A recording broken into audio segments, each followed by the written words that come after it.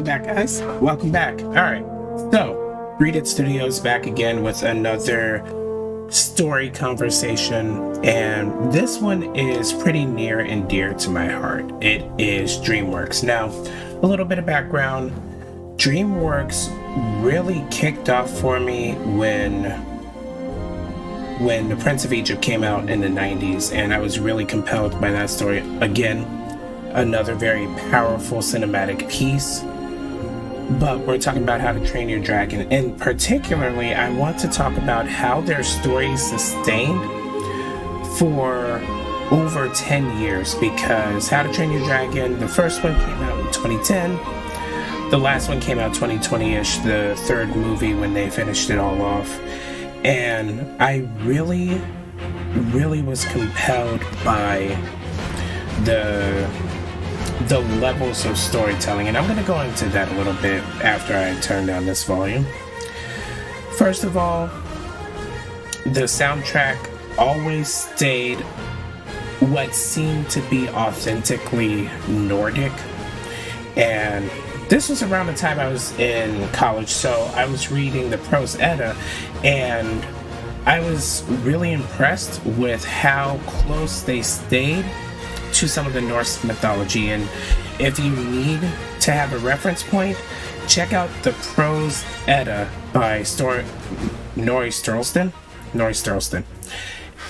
And a lot of the storytelling for How to Train Your Dragons was solidified in those details, which you would think Vikings and dragons, it's like Pirates and Dragons, it's two different genres, supposedly, of fantasy storytelling.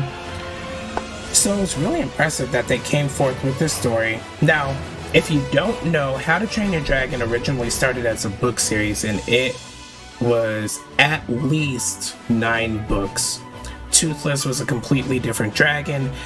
Hiccup Haddock Horrendous was the name of the protagonist. That'd be your man, Jay Baruchel there, Hiccup Haddock the Third, but his middle name was Horrendous. I think something that DreamWorks really likes to do is they like to go through the stages of life with their character, and you'll see that with Shrek, and you definitely saw that with Hiccup and Toothless going from their radical changes to assuming responsibility as an adult, as well as, I guess the Lost World would be kind of a midlife crisis or transition to the second phase of life type of thing. You know, there's the phase when you're a youth and you go hit your midlife crisis, and at that point you either have everything figured out or you have some sort of purpose. They instilled the purpose part. So all of this was a recurring theme. The personal growth was more important than freeing the dragons, than befriending them, all that stuff, which is really amazing to see. And I haven't watched a whole lot of DreamWorks since then. I know they've kind of fallen off the cliff as far as their media goes, but I'd like to see them continue on with this whole... I'm doing a music pause for a second. I really want to see where DreamWorks goes. Now, I'm not pushing for more stories from DreamWorks for Dragons. I actually think that where they stopped was good, but how they stopped was bad. It seemed like the whole everybody get out of here thing. I really did not like the fact that it was just peace out, deuces. Like, logically they make it make sense because the assumed evils of humanity transcend any sort of location or time. But then why go back to it with this new series, which admittedly I haven't seen yet. I'm interested in seeing, but there are only so many paid subscription services that you can go with. I mean, good grief, man. We may as well have just had cable again. But I really have an axe to grind with the end. I wanted to see Hiccup die.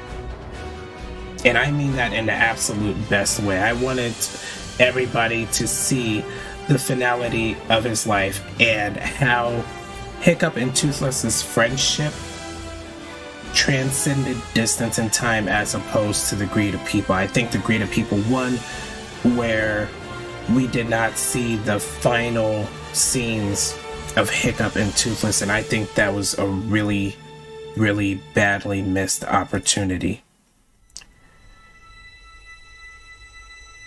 So, what does that mean as far as story in general?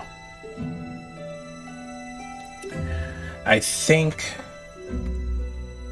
as far as How to Train Your Dragon, it should be done. They've closed the door on the story, and at some point I'm going to check out this new series, the one that's set 300 years in the future, but it really feels like an unnecessary chapter has been added to a close book, and that's why I haven't been as enthused about it. And at this point, I'm just rambling. How to Train Your Dragon is a fantastic story series. Probably one of the best in the last decade. And by the last decade, I mean the 2010s.